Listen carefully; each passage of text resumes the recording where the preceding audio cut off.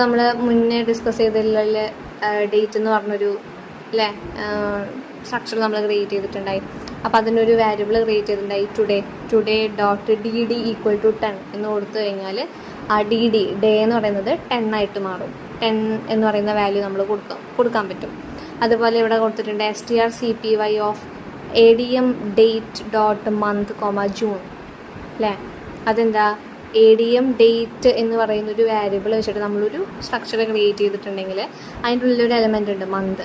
അപ്പോൾ ADM underscore date dot month എന്ന് പറയുന്നത് നമുക്ക് എന്ത് ചെയ്യാൻ പറ്റും, ജൂൺ എന്ന് പറയുന്ന ഒരു വാല്യൂ അതിലേക്ക് സ്റ്റോർ ചെയ്ത് വയ്ക്കാൻ പറ്റും. അതാണ് നെക്സ്റ്റ് ലൈൻ എക്സാമ്പിൾ പറയുന്നത്.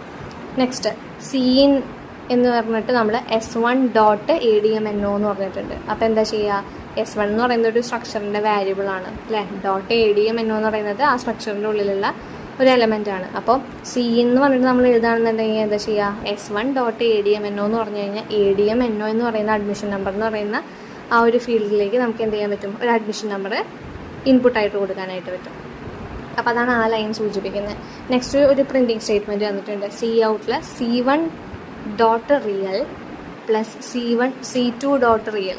അപ്പോൾ എന്താ ഉണ്ടാവുക, C1 എന്ന് പറയുന്നൊരു സ്ട്രക്ചറിൻ്റെ വാരിയബിൾ ഡോട്ട് റിയൽ എന്ന് പറഞ്ഞു കഴിഞ്ഞാൽ ഏത് സ്ട്രക്ചറിൻ്റെ വാരിയബിളാണോ C1 ഡോട്ട് റിയൽ എന്ന് പറഞ്ഞാൽ റിയൽ എന്ന് പറഞ്ഞുള്ള ആ ഒരു എലമെൻറ്റിന് നമുക്ക് ആ ഒരു പർട്ടിക്കുലർ സ്ട്രക്ചറിൽ നിന്ന് കിട്ടും.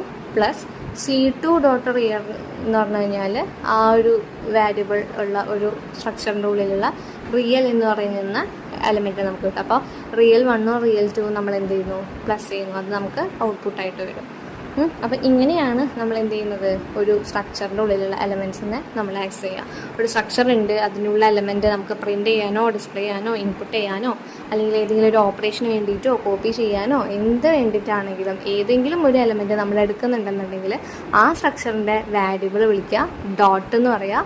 ആ ഒരു ഒന്നുമില്ല, നമ്മൾ A equal to 10 A equal to 10 cin A cout A എന്നൊക്കെ നമ്മൾ പറയുന്നില്ലേ, ആ വെറുതെ ഒരു വാരിയബിൾ A എന്ന് പറയുന്നതിന് പകരം എന്ത് വിളിക്കുക, ആ സ്ട്രക്ചറിൻ്റെ വാരിയബിൾ ഡോട്ട് A എന്ന് വിളിക്കുക, അത്രേ ഉള്ളൂ.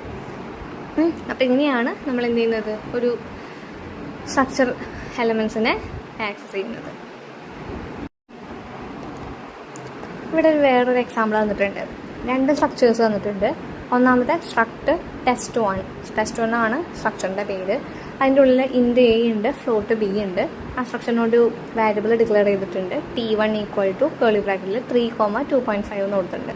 ഇത് എന്താ സൂചിപ്പിക്കുന്നത്, ഒരു T1 എന്ന് പറയുന്ന ഒരു വാരിയബിൾ ഈ ടെസ്റ്റ്1 എന്ന് പറയുന്ന ഒരു സ്ട്രക്ചറിന് നമ്മൾ ക്രിയേറ്റ് ചെയ്തിട്ടുണ്ട്. ആ T1ൽ 3,2.5 എന്ന്